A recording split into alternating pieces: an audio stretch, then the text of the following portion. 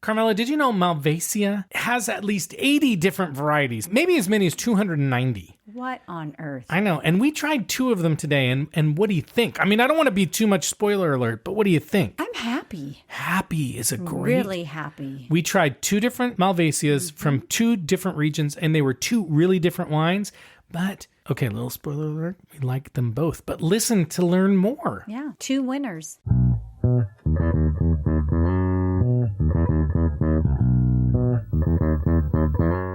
Hello, fellow Grateful Dead, and welcome to the Wine Pair Podcast. I'm Joe, your sommelier of reasonably priced wine, and this is my wife and my wine pairing partner in crime, Carmela. Hi there. And we are the Wine Pair. Wait, what was that name? We'll get there in a second. If you're new to our podcast, here's what we do. Every week we buy wines under $25 each with our own money. We taste them and we give you our brutally honest opinion on whether they're worth buying. Nobody pays us to review specific wines. We don't accept free bottles from wineries, and we're not afraid to call it a bad wine when we taste one. And Decanter Magazine calls us fun, irreverent, chatty, and entertaining. So if that sounds like your vibe, welcome to our tribe of wine lovers and Grateful Dead. Grateful? Grapeful. Oh. Timmy. It's Timmy again. That was good. See, it's Timmy once again is saving you all from having to hear tribe names from me. But if you want new ones, Timmy's got several, so we got more coming from Timmy. Grateful, I love that. Yeah, Grapeful. I'm sorry if I mispronounced it, but if you have an idea for a tribe name, send it to us, and we'll ask you if you want to be on the podcast if you haven't been on before. All right. Okay, today, Carmela, we are back to one of our beloved What the F episodes to explore just what the Malvasia wine is. And we actually haven't done an episode entitled WTF for about 3 months. Oh. But that doesn't mean But you still like to say it a lot. I do like to say what very often. But that doesn't mean that we are not respecting the concept. As our faithful listeners know, what we really, really like to do is find wines that go beyond the usual crap that you find on store shelves. Because if you notice, most of what you see in stores is a lot of the same big brand common wines like Cabernet Sauvignon, Chardonnay, and Merlot, and stuff like that. And we want to help you find wines that are different and exciting, and frankly, better than most of the junk that you find in stores, right, Carmela? Yeah, we don't like junk. Except for that one commercial when it says make the junk disappear. Junk. Right, I would like that. But that's because you don't like junk. Right, because that's, whatever. Okay, I like it. So, Carmela, even if an episode is not called WTF, you can be pretty sure that most of the time we are trying to expose you to wines that are worth learning about, and even better, not too expensive. And you know what? They're not obscure, oddball wines most of the time. They're very often wines that in their home countries or regions are actually very well known and considered important for cultural and your favorite word, gastronomic or local cuisine reasons. You just don't like gas. It just feels like there's something wrong with you. But gastronomic is a good word. I feel very gastronomic. Or somebody says, wow, you look gastronomic. No, nobody would call you gastronomic. I know. I'm just saying it just is a weird sounding word. It is. I don't know why it has to do with something like good and delicious. I don't know. Wonderful, but it does. And back to the wines. That's what we really love. We love learning about the history and the culture and the unique traditions of different parts of the world. And wine is a great way to do that because it's kind of infused into all those things. You with me? I'm always with you, honey. That's true. You can't get I can't get away from you. No, you can't. And so that is why we are doing this episode on a wine that you've probably never heard of called Malvasia. And what is really interesting about Malvasia is that there are actually, depending on who you believe, anywhere from about 80 to almost 290 recognized varieties rather than a single grape called Malvasia. And it's been around so long and been shared over so many different parts of the world that there are really distinct styles of the wine and even genetically unrelated varieties that share the same name. Oh, wow. Which is kind of crazy. Amazing. So today we're going to focus on 2 specific Malvasia grapes and wines, namely Malvasia from Slovenia and from Crete in Greece. But before we get to those specific wines and areas, we're going to take just a minute to understand just how vastly different the grape and wine can be depending on where it's from. Okay. All right. So first, Greece. The home of Malvasia is Crete, and that specific version of Malvasia is most famous for its rich, sweet wines using sun-dried grapes and oxidative aging, which is a fancy way of saying that they expose the wine to a lot of oxygen so it tastes and smells like your grandfather's basement. And they also make dry and fresh styles as well, which we'll talk about. And then there's Croatia and Slovenia. As many of you know, and some of you don't know, there's an area called the Istrian Peninsula, and it's a region shared by Croatia, Slovenia, and Italy. And Malvasia istriana is the most well-known, and it is actually genetically distinct from other Malvasias, and we'll talk more about that later. Okay. The standard style is dry and fresh and acidic and saline, salt water, and they're also considered a leader in this region for orange wines. Which again are white wines that are soaked on the skins for a while. But that's for another day. I mean, we have talked about those. Yes, we've covered that. Right. Italy is next, and there are actually 18 officially recognized Malvasia varieties in Italy alone. Wow. 18. In Emilia-Romagna, Malvasia is made into frizzante, which is slightly sparkling quite often. And then in Piedmont, there's a rare sweet sparkling red or rosé, such as Malvasia di Casorosso. And in Friulia Venezia Giulia, Malvasia istriana, the same one they make in Slovenia, is made into elegant dry wines. And then in Sicily and Tuscany, it is often made into passito dessert wines. In fact, in Tuscany, Malvasia is a traditional component of the famous Vinsanto dessert wines. Ooh, I like to sometimes use that in my tiramisu. You do. And just remember that Vinsanto for just 1 second, too. Okay. Because it'll come back. All right. Now, in Spain, specifically in the Canary Islands, the grapes are grown in volcanic ash pits and are made both dry and sweet. In Catalonia, Spain, they make fragrant, high-alcohol, dry and sweet wines with it. And in Rioja, it's often blended with Viura, which we just talked about a few weeks ago and we really liked. And then in Portugal, the most famous Malvasia comes from the island of Madeira, where your brother and his girlfriend are going to see Bad Bunny, not Big Bunny, but Bad Bunny. That's right. And where it's known as Malmsey. And Malmsey is the sweetest and richest style of Madeira with a lot of residual sugar. They don't drink a lot of wine. They don't. They drink a lot of beer. Right. I was just about to say, we're going to have to see if they, dabble in it in a bit. I mean, dabble a little bit in it. But I don't know if they will. I don't know if they will either. And if you're wondering who we actually are talking about, it's Carmela's brother and his girlfriend. Right. He's been on the podcast before, Mario. Oh, he has? In the Wayback Machine. Yep. Like a Wayback Machine. Right. So, but the beer thing in Portugal is kind of a big deal. Okay, I'm going on a tangent. We don't have to go there. But I just, you made me, my mind started wondering when you talked about Madeira and my brother and his girlfriend. I just want you all to know that before we started the podcast, Carmela said, let's bang this one out.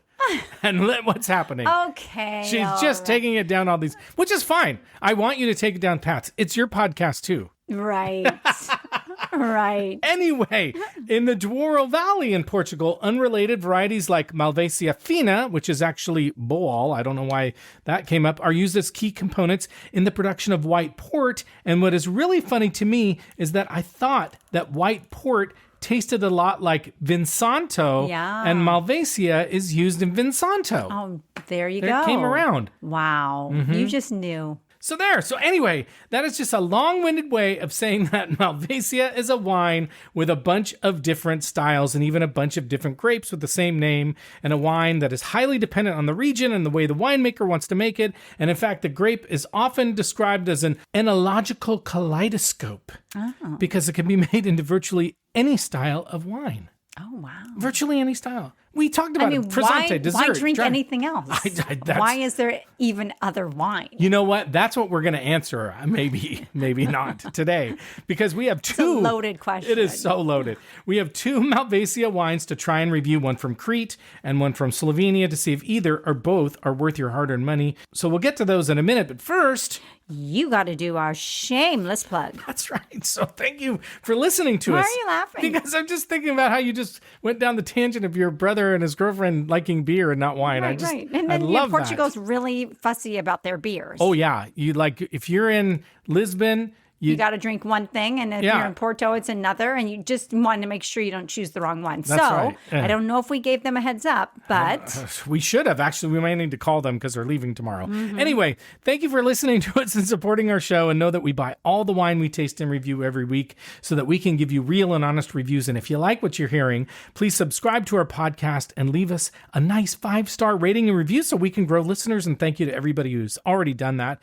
We love to hear from you. We always respond, so So you can follow us on Instagram and Blue Sky, maybe TikTok, at The Wine Pair Podcast. And you can contact us on our website, thewinepairpodcast.com. Sign up for our email newsletter there. And you can always send us a note at joe@thewinepairpodcast.com and just shoot the breeze. We like to hear from you. Wow. Sometimes our listeners send us really long notes, and I love it. You sure do. I do. And as we do every week, we'll tell you someone we think you should recommend the Wine Pair Podcast to, because that is the best way for us to grow listeners when you tell your family and friends about us. And this week, we want you to recommend us to anyone who's looking for a new white wine to add to their collection, because they may be really interested in learning more about this crazy wine called Malvasia. Wow. I'm just going to every time I look at you, I just want to crack up because of this tangent you went down. I love it. No, why? I don't know What's so funny about it? I don't know.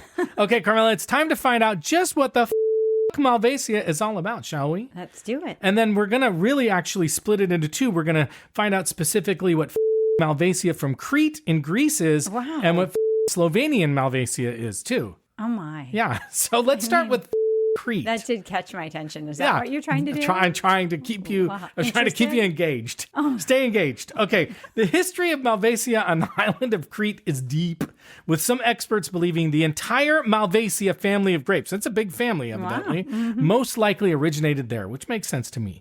Evidence of winemaking on the island goes all the way back to 5000 BC, which is before even we were married. True. And archaeological, although it doesn't seem that way sometimes. Yes, and archaeological discoveries of ancient wine presses and Minoan palace paintings confirm that winemaking was central to early Cretan civilizations. I don't love that term, Cretan. Anyway, during the Minoan civilization, which ran from 2000 to 1400 BCE, in case you're curious, the people of Crete imported Egyptian winemaking techniques. However, the island's most significant era for Malvasia was in the Middle Ages, when it was under Venetian rule between 1212 and 1669, which a lot of people may have not known. This era was called the Candia era, because during this time period, the island was known as Candia.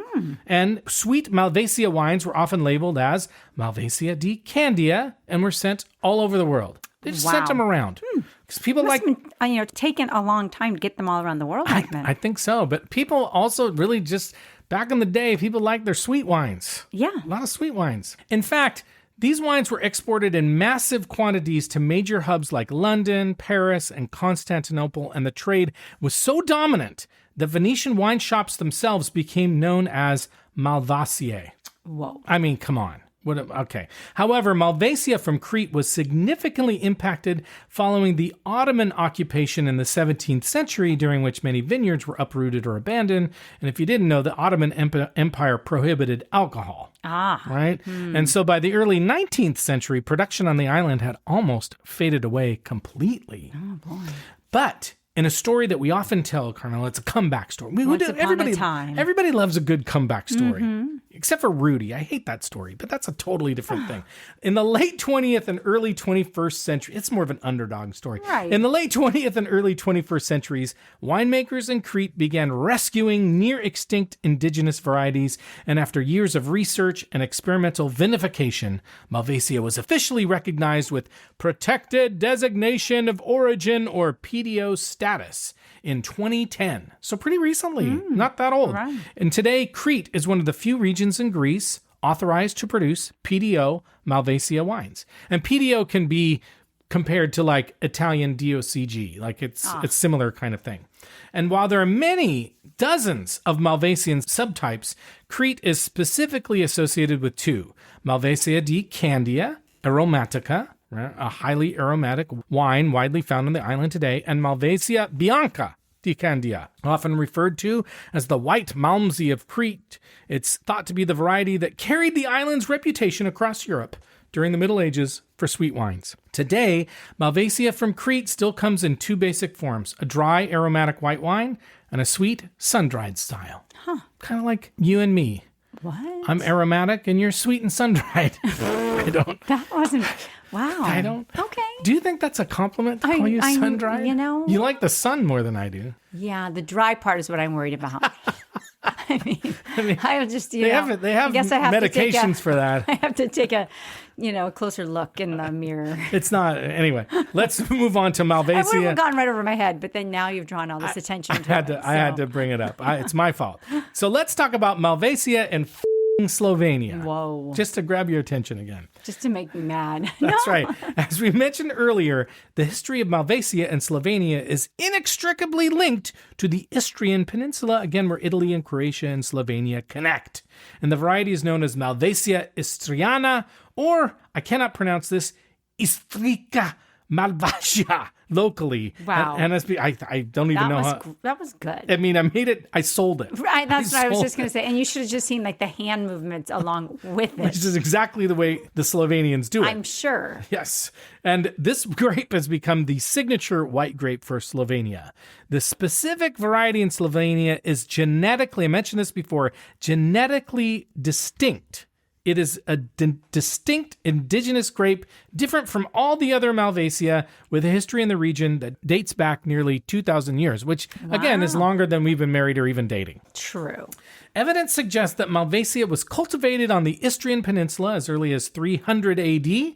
And remember the Venetians, Carmela? We had talked about the Venetians. The Venetians. Well, Venetian merchants brought vine cuttings from Greece to the upper Adriatic, including parts of modern-day Slovenia, Croatia, and Italy. Full circle. Right? Wow. Despite its shared name with Greek varieties, DNA analysis, yes, they spent time and money on DNA analysis. They've confirmed that Malvasia istriana is unrelated to the other members of the Malvasia family, which I guess it's kind of like when you meet somebody with the same last name and you try and figure out if you know anybody in common and you can't find a common relative. Like that show, I forgot the name of it. Somebody, you'll remember. White Lotus? No, the one where it's like, you are not the father.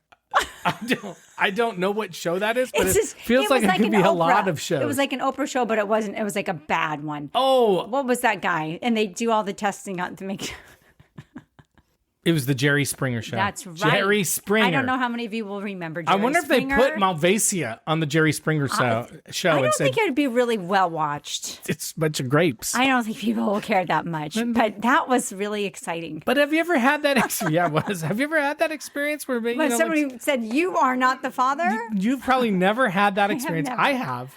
No, I've not. I've not had that. Wait a minute. No, I don't. Not that you know about. This. No, but were you on the Jerry Springer show? No. Okay, but I will just say Carmela's last name, maiden name, is the same as another name of a person in the area. Yeah, and people would always say, "Are they related?" And they it's go, like, "Oh, no. Are you related to the people?" Blah blah blah. And so, I go, "No, we're not." But nobody really has our last name. So no, which was why it was so weird. And like Malvasia. That's like Malvasia. Yeah. People are like, are you the same? And people are like... And the grape's like, no, we're not related. Totally different. Okay. During the socialist area in Slovenia, the grape survived by being relegated to lower frost-prone areas where other varieties struggled to grow, and it was eventually revived and elevated by producers during the 1990s. Today in Slovenia, Malvasia is primarily grown in the Primorska region, which includes Slovenian Istria, the Vipava Valley, and Goriska Brda. None of these mean much to me today or you today, Carmela, but someday we're going to go to Slovenia and hopefully it will mean something to us. And from a map standpoint, if you know where Venice is, there's actually a little part of Italy that kind of hooks around the Adriatic coast and touches Slovenia and is really close to Croatia. If you get a chance, take a look at a map. Do a little of your own research. Right. And it's fun. Anyway, I don't know what I'm talking about. Did you know that Carmela's brother and his girlfriend don't drink a lot of wine? Right. So we can't really ask them about whether or not they're going to try this in Madeira, but they are seeing Bad Bunny. And I'm sure they'll drink beer. And they're going to Porto, so will they drink port? We don't know. I don't know. They never asked a word about it to us. The white port tastes like Vinsanto. It's all coming around, people. I mean, it all makes sense Malvasia. to me. Okay, anyway, we mentioned this earlier, but Malvasia in Slovenia is made in a fresh aromatic style, a skin contact orange wine style, and a... Skin-to-skin contact. That's also another weird one. Well, That's you shouldn't be drinking. You are not the father. Anyway, and a sweet style made from overly mature grapes, which is kind of like me. Okay, or immature grapes. Okay. Right. Today, Malvasia is one of Slovenia's most economically and cultural significant white grapes. It's considered the flagship variety of the Primorska region. Its ability to retain natural acidity in warm conditions makes it really good for producing balanced wines, and that may mean that it's actually a good white wine that could grow in a lot of different places as the climate is changing. Because wines tend, as in warm climates, wines tend to lose their acidity. So if this is a white wine that can keep acidity in warm weather, that's a really good thing. Mm-hmm. Kind of a skilled grape there. That's right. That's right. So that gives you a little background on this wine based on what we're going to be drinking today. So on that note, I think it's time to learn a little bit more about the specific wines we're drinking today. What do you say, Carmela? Let's do it. Okay, so as usual, the wines we have chosen for this episode are under $25, and they should be relatively easy to find because I bought them both at wine.com. Malvasia is definitely findable, but you're going to have to look around and ask around a bit. Again, I found these wines on wine.com, so there's Malvasia out there, but look for shops with good wine sections and maybe go to some natural wine stores to see if you can find that Slovenian orange Malvasia. And then, as always, go to your local wine merchant, and they'll be more than happy to help you find a Malvasia. We always say that. Mm-hmm. The first wine we're going to drink is the 2022 Douloufakis Malvasia Femina. It's like you're swearing, cussing over there. Douloufakis. And this one comes from Crete in Greece, so right from the original home. And this wine actually got a 91 rating from Wine Enthusiast. Nice. And I think I found the text sheet for this vintage, but I'm not 100% sure because there wasn't an actual vintage date on the text sheet. So maybe we have to take some of it with a grain of salt. But here's what they said. The winery said they harvest the wine by hand and ferment in stainless steel tanks at low temperatures to keep the wine fresh. And we've said this before, that for white wine, cold fermentation really helps keep things like the aromatics of the wine and the acidity in the wine really well. So that's why they do a cold fermentation. They also mentioned that the wine is racked off the lees and put back into stainless steel tanks. What this means is that after they ferment the wine, they pump the wine out into a clean stainless... Pump over? No, just pump it out. They just pump it out. Pump it. And they pump the wine out into clean stainless steel containers so that the wine is no longer exposed to the lees, which the lees, again, is the dead yeast from the fermentation process. Sometimes winemakers want to keep wines on the lees because it adds some creaminess and flavor. And sometimes when you want a real crisp, acidic wine, you're like, get the lees out of there. Wow. And I'm sorry if your name's Lee. Ooh. We don't want you out of there. Just no, lees. Don't take it personally. Right. Lee. Unless there's multiple lees. Right. Then they say they keep the wine in the stainless steel tanks for a short time and then bottle it, which is nice. Technically, the grapes are Malvasia di Candia aromatica. They use drip vine irrigation. The vines are located about 1,200 feet above sea level, and they use the double cordon royat vine training system, one of my favorites, where they allow the grapevines to kind of split into two directions like a T, and then they train the vines to follow the wire or string like a dog. It's so follow cool. it. And the purpose is to make the grape bunches more out in the open to reduce the risk of disease or rot, so air can get through and all that kind of stuff, and also to make it easier to harvest. And the winery has been in the family for 3 generations. They're focusing more and more on local varietals. The winemaker's name is Nikos, who's the grandson of the original founder, and he actually studied enology in Piedmont, Italy, where they make some of our favorite wines. Wow. So we'll see if this has any relation maybe to agave, which we love. We love a good agave. The next wine we're going to drink is the 2024 Rodica Malvasia. And actually on the label, the winery uses the Slovenian spelling of Malvasia. And technically, the grape is Malvasia istriana, and the winery is located in Istria. Yeah. I couldn't find any ratings for this wine, but there was a tech sheet that I think covers this vintage, so we're going to go for it. The grapes are certified organic, which is, if that's important to you, that's a great thing to know. The winery says that every second row of the vineyard is empty and planted with grass. Oh, wow. Yeah, they also say they only use natural fertilizer, which means poo-poo. Ooh. From animal manure. That's the way to do it. That's the way to do it. Naturale. And the vineyards, listen to this, the vineyards are worked without irrigation, so they don't irrigate, which is like a lot of water stress. I was just going to say, a lot of work. It's making me thirsty kind of thinking about it. When making the wine, they say that after destemming the grapes, they are macerated with the pulp and skins for just a few hours, which is good because, again, you can go blind if you macerate too long. And spontaneous fermentation just begins. Woohoo! And then the wine is then transferred into stainless steel tanks where it finishes fermentation. And up to 25% of the wine is matured for 6 months in 2,500 liter barrels and then blended in stainless steel tanks and bottled unfiltered. So this is probably going to be a little bit of a different style, Carmela, because they are introducing some oak into the process.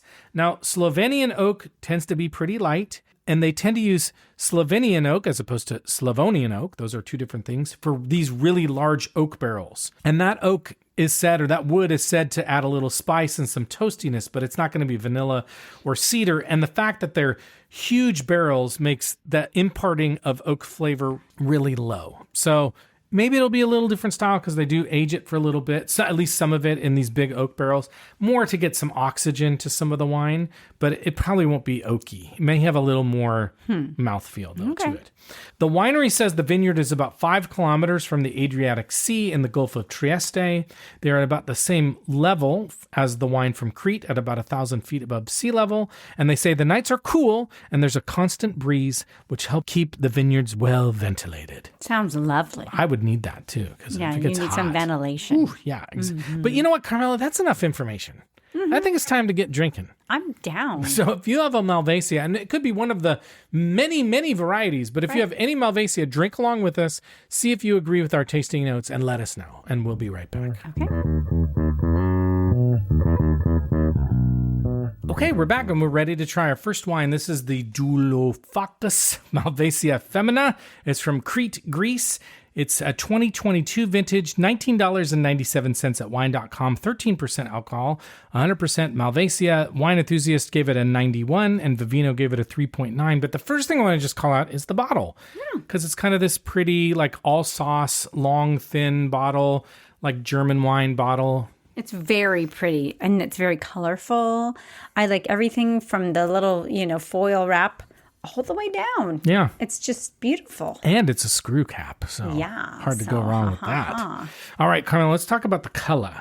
It's light, but it's not it's straw, probably. Would you say lemony yellow or more straw? Sure. No, I mean, I think lemony too. Yeah. I don't think that they're too different from each other. No, it's a nice light. Do you think it's a little darker than straw? A little bit, maybe, but it's it's a very pretty light wine. Okay, Carmela's already started to smell it. Yeah. So let's see what we're smelling. Ooh. It's funny, I got probably the same thing as you. It's almost a little glue or something on it. Yeah, a little bit of gasoline, but I am getting some peach on it. 100% peach. Nectarine, Totally. I mean, almost like a fuzzy peach, though. Yeah. In fact, some of me feels like the smell might be like the peach pit. Oh. Yeah, okay. But I'm totally with you. I'm getting peach, maybe a little bit of apple, like green apple.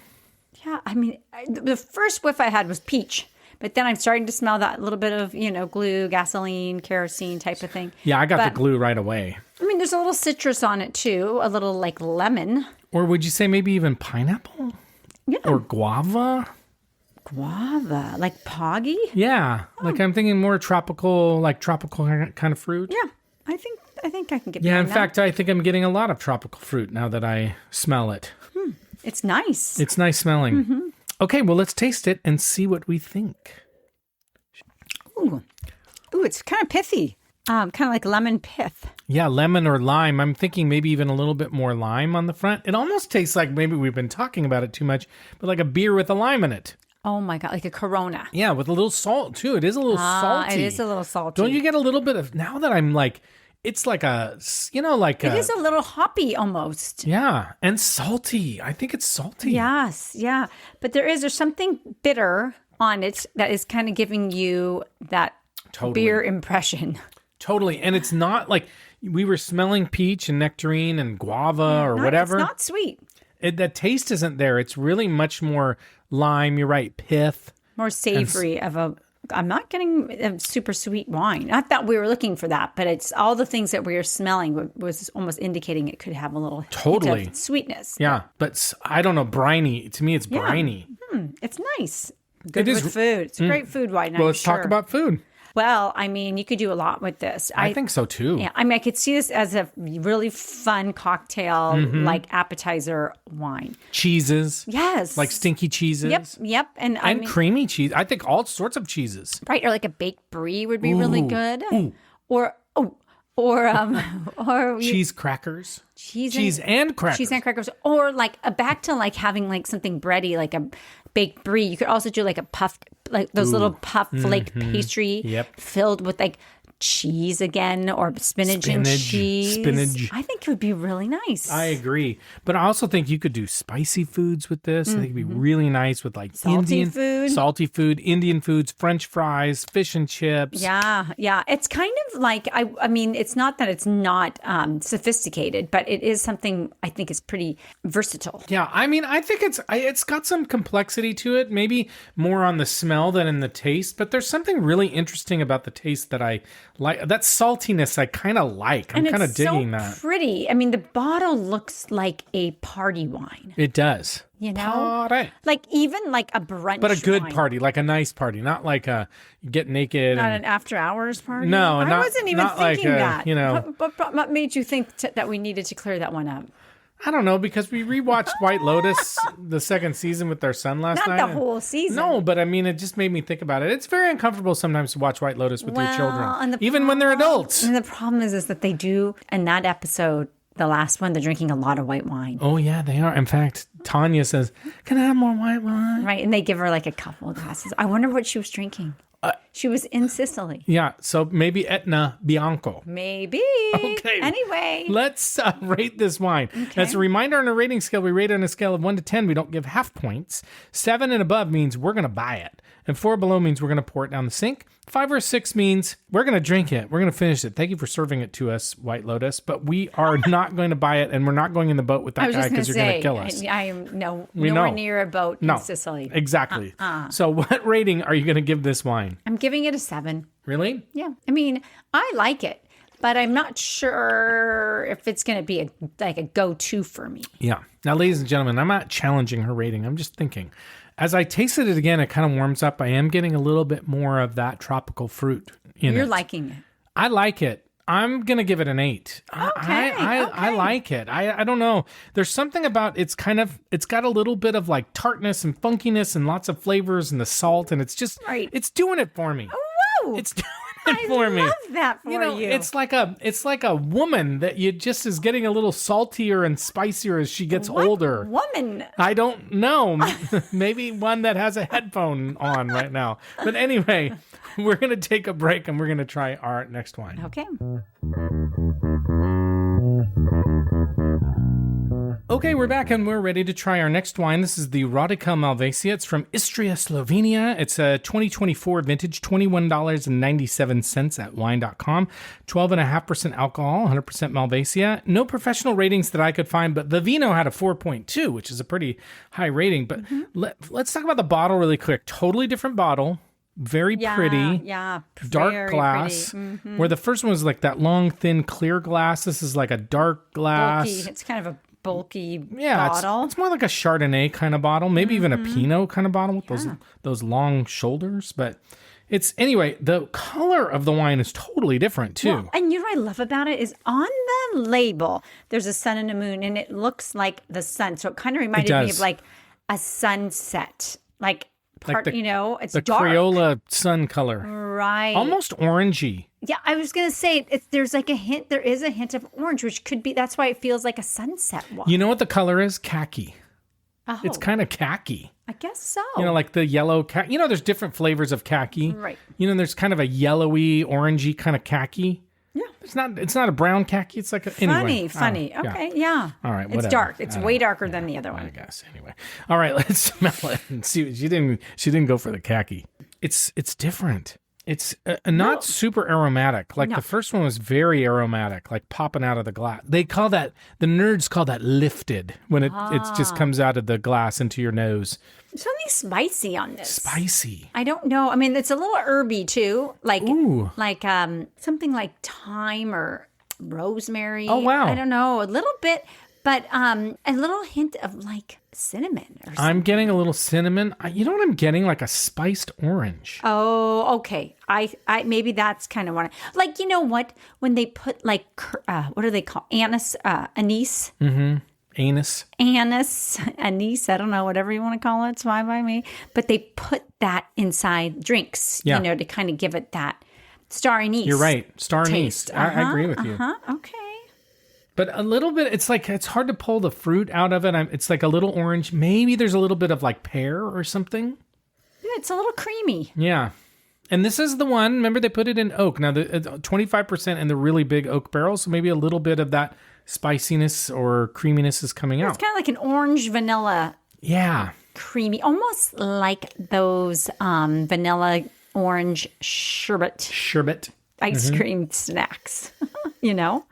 Yeah, there's something, you're right, there's spiciness on it. Maybe even like a pie filling. Ooh. Or like it's cocktaily. Kind of smells a little bit like a Yes, a little bit. cocktail. Okay, well, let's taste it and see what we think. Boy, the taste to me is, it's more melony. It's like melon, like cantaloupe melon. Okay, yeah. That's what I was getting, like a little pithy too, like a little rind on the melon, but almost orange too. Like Yeah, now I'm getting a lot of orange on the aftertaste. Yeah, I think that it's a little orangey. Again, it's sort of a creamy, or like a orange Creamsicle. Julius, Yeah. or a creamsicle. I'm wondering a little bit like blood orange, like a specific type of orange, like a richer, deeper kind of orange. Yeah, it's nice. I think it's really It's nice. very subtle. Like it's not. The other one had a little more complexity to it. This is smoother. A little more austere, a little bit more like in the background. Yeah, I agree. Spicy. Yeah, for some reason I'm getting the spice on the taste. Clove. Definitely getting like clove Yeah, on the taste. And you know that did you say herb on this one? Yes. So I'm getting herbs. I'm getting like rosemary or like you said, tarragon or thyme or even like I'm getting herb on it. Yeah. Yes, I am too. Not Herbie the love bug, but Maybe. maybe. Who knows? Huh. Wow. It's good. It's so different. What are you going to eat with this? This one's different to me. I mean, I would still do spicy foods. I think it would be really nice with spicy foods. I think it would be really interesting with like sushi. Especially like a sushi roll or spicy sushi. I think it'd be good. You know what'd be really good with now that I'm thinking about it? Like Din Tai Fung. Like Dumplings? Dumplings. And I think it'd be really good. There's something about hot foods, not just spicy foods, but like warm foods. Like even ramen. Yes. I think it'd be great. Ramen would be really good with this. Yeah. Something with the saltiness. Chicken teriyaki. We had that meal the other night, went to the restaurant in Fremont and we had you had your poke bowl. Would you have it with a poke bowl? For sure. Yeah, it's nice. Like, I think it'd be really nice with that sesame kind of tanginess. Kind of earthy taste with this wine. Yeah, and I think it'd be great with like chicken, grilled chicken, something even like chicken teriyaki would be really nice. Be really good. Tempura. This is a good Asian food wine, I feel like. Ooh, tempura. Well, we're having butter chicken tonight.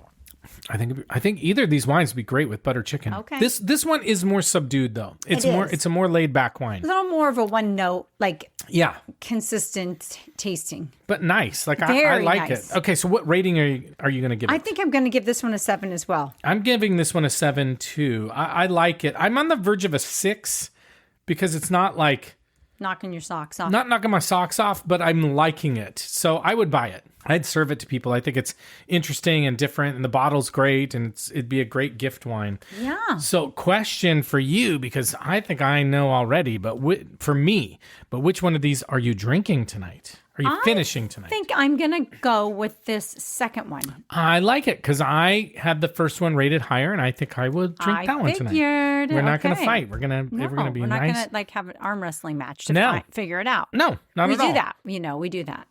Most things we decide by arm wrestling. Yeah. You'd be surprised how close it is. Right. And we're pretty much We might as well toss a coin we're pretty. Why haven't we ever done that? instead of arm wrestling. Right, I don't know. Okay, that's what we'll do next. Okay, well, let's talk about if we nailed the taste profiles from Malvasia. Now, it's hard to give a general taste profile because it depends a lot on where it's from, and we can just tell you from these two, there's a lot of differences. Dry styles from Crete tend to be aromatic. That was definitely aromatic. Flowers like honeysuckle, jasmine, white flowers. The palate will have peach, apricot, tropical fruits, guava. Sometimes low in acidity, round mouthfeel, sometimes described as oily. I don't think it was oily. Not the first one. And dry Slovenian Malvasia tends to have some similarities, such as white peach, citrus. We got a lot of citrus, acacia blossom, and linden flowers, which have like a citrus honey scent. Oh, honey, I like that. Yeah. I can taste honey. Honey is good. Chalky minerality and salinity. I think the first one had so much salinity. The Douloufakis Malvasia. The winery says light golden color followed by attractive aroma, enchanting aroma is reminiscent of lemon blossom, jasmine, and some exotic fruits like passion fruit or mango. Dry flavor, refreshing acidity, long aftertaste. Wine enthusiast says a jolt of Cretan sunshine in a glass. Freshly squeezed lemon and tangerine headline this pale straw-colored Malvasia. Each sip is similarly bright with a cornucopia of citrus juices and zests. Oh, wow. Just include them all. Yeah, offset by quietly sophisticated mineral notes. Okay. So mineral, but they didn't specifically talk about the brininess. I think we were getting a lot of brininess. Mm-hmm. For the Rodica, the winery says the nose offers aromas of wildflowers and peach, medium bodied. I agree with that. Balanced acidity, bright fruitiness, elegant and refreshing. MYSA Natural Wine says aromas of white flowers, peach, and pineapple with a touch of green tea. Okay. Do you like that one? Well, we were getting a lot of herb. Right. That's where I think that might have been coming from. Little matcha. Right. Maybe. Okay, Carmela, verdict on Malvasia. I am happy with it. I think we should start drinking more of it. Yeah, I like it. And I'm thinking about that trip you promised. To Slovenia. I want to go to Slovenia. I want to go to Crete. I want to go to Crete. We've never been to Crete. No. We've never been to Greece together. Never. Except for the musical. We've been to the musical Greece a number together. of times. Yeah, but that's different. Yeah. They don't serve as much wine there. No. I wish they would. Yeah. Anyway, no, I'm down. I really like it. I think it's a great wine. Suggestion box. We'll just say, hey, how about... How about a little more? Yeah. Yeah, okay. I like it. Okay, and now it's time to head over to our news desk so that we can, you know what, I've had a typo on my show notes for forever. It says new desk. I don't have a new desk. It's a news desk. Did you buy a new desk? I need to buy one. No, not for me, but for our son. So that we can cover, let's go to our news desk so that we can cover the wine and the news this week segment. Wine in the news this week. This week, our wine in the news, someday we're going to do like a bloopers so that people can hear the things that we say. This week, our wine in the news comes to us from Anna Sulkin-Stern, writing for Wealth Management, and the article is called Estate Dispute Sees Potentially Largest Sanctions Imposed for AI-Related Misconduct. Whoa. It's getting into everything. Okay, Carmela, it keeps happening because dummies keep using AI to write stuff for them. And I'll just say that we don't do that. No. The short version of the story, we really don't. We are not AI. We're not one of those fake podcasts. I hope you're not AI. There are all these marry AI. Who knows? Okay, the short version of the story is this. Are you AI? I hope not. Undercover? A woman, might be. Okay. A woman tried to sue two of her brothers over the family winery, and the lawyers submitted 15 fake AI-generated court cases to the judge, who was not amused. Wow. So here's the full story. It starts in the town of Jacksonville, Oregon, where our good friends, the Rosens, live, by the way. And I wonder if they know the story of these people. I don't know. We're going to ask them. The family is the Wisnovskis, and their mother owned Valley View Winery in Jacksonville, Oregon. There's 4 siblings in the fish, so she had 4 children. That's what that means. Oh. There's Robert, Joanne, Mark, and Michael. Mark and Michael are the younger brothers, and they're the ones who had been running the winery for decades. Now, back in 2016, the mother changed her estate plan to allow the brothers to buy out their siblings' interest when she died so they could keep running the winery. But Joanne, not so happy about it. So in 2019, Joanne had her mother file a competing estate plan, one that would give the winery to Joanne and Robert, the older brother, instead. Yeah. There's a family feud going on. Then in 2021, Joanne sued her brothers for $12 million, accusing them of manipulating their mother in the earlier estate agreements. The brothers countersued the same year. Then in 2023, their mother died. And by the way, at some point, she had been showing signs of dementia. As the lawsuit moved forward, Joanne's legal team submitted briefs to the judge containing 15 AI-generated fake case citations and 8 fabricated quotations. Some of the cases they cited didn't exist at all. Others cited real court opinions, but with quotes that were made up. When the brothers' legal team pointed out the fake citations, the filings kept coming anyway over 5 months and across 3 separate briefs. So even after getting caught, they never stopped. Wow. The judge found that Joanne herself had written the briefs using AI software and handed them to her legal team to submit. He dismissed her claims entirely with prejudice, meaning she could not bring them again, and imposed over $100,000 in fines and attorney fees to her attorney. Experts believe this is the largest sanction ever imposed for AI-related errors in U.S. legal history. One additional interesting twist to the story, Carmela, the lawyer Joanne ended up with was a man named Stephen Brigandy, who's a San Diego attorney. Now remember, this is in Oregon, and his previous career highlight was serving as a corporate lawyer for Jack in the Box. But anyway, he agreed to take Joanne's case for free. What? Because his son is dating Joanne's daughter. Oh my goodness. Here's the best part of this whole thing. Joanne's going to appeal. I mean, and it just keeps on going. Now there is other stuff that the other crazy stuff in here that there's too much to cover. I have links to articles in our show notes. But Carmela, what do you think? What are you? I don't have a specific question. I don't know. What do you think? I mean, wills. I was gonna say that it just gets in the way. Things just go sideways. So just be careful. Just beware. This is a beware type of lesson here. Beware and take care. Right. I agree. Okay, we have some listener shout-outs this week. We love it when you reach out to us. We love it when you tell us what's going on and what you think. So this week, Timmy reached out again. He sent us a Wine in the News article on tariffs, but I didn't use it this week, Timmy. I'm sorry, but keep the stories coming. Maybe we'll use it in the future. Adrian reached back out to us, and she talked about her German wine class at the Philadelphia Wine School. Oh, cool. And she got stiffed. Remember, she was going to do that Vigna Mardi Sauvignon Blanc that used sake yeast. She ordered it, and then they canceled the order. Oh, weird. Yeah, wherever she was buying it from. Did they give an excuse for it? No, they're just lame. So we're going to see if we can find it. She's going to see if she can find it. Keep us updated. And Carmela, by the way, she says that we make her laugh. Oh, good. So I told her sometimes I'm not sure Carmela thinks that we make other people laugh, that maybe we think we just make ourselves laugh. Or you make yourself laugh. Or when I talk about maceration. Anyway, and then Hassini was really happy that we did the Frappato episode because she's going to Sicily. Oh, wow. And one of the places she's going is Taormina. Be careful. She watched the White Lotus. I hope so, but I told her to tell us all about it when she's back. Anyway, here's some wines coming up in future episodes in case you want to drink along with us. And if you go to our show notes, you can see the exact wines, the vintages, even some links to buy them if you want. $2 Chuck. We have Chardonnay and Cabernet Sauvignon from 2023. We have some Lebanese wines. We have Italian Sangiovese, but not Chianti. Some Alsace Pinot Gris. Some Kirkland Bordeaux, including the 2023 Pauillac and the 2023 Saint Julien. We also have the 2024 Kirkland Chateauneuf de Pape and the 2025 Kirkland Moscato d'Asti. So we'll do those in future episodes. But with that, we're going to sign off. So thank you for listening to us and supporting our show. Remember, we buy all of our own wine. We do all the writing. We're not AI, and we do all the recording and editing to bring you a show every week because we love doing it. Our small, tiny little ask of you is that you please follow or subscribe to our podcast, and please leave us a nice 5-star rating and review to help us grow listeners. And again, thank you to everybody who's already done that. Follow us on Instagram and Blue Sky and TikTok at The Wine Pair Podcast. Contact us on our website, thewinepairpodcast.com. You can sign up for our email newsletter there, and you can visit our shop wine section where we list and give links to buy the wines that we rate as buys in every episode, and it's a good way to kind of keep track of the wines that we've tasted. And we want to make content that you care about and you like, so send us a note or DM us, follow us at the store, give us some feedback, let us know if there's wines you want us to try or winemaking areas of the world that you're curious about, and we'll take care of it. You can always reach out to us at joe@thewinepairpodcast.com.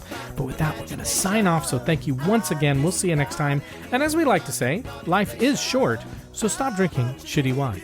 Bye-bye. Bye-bye.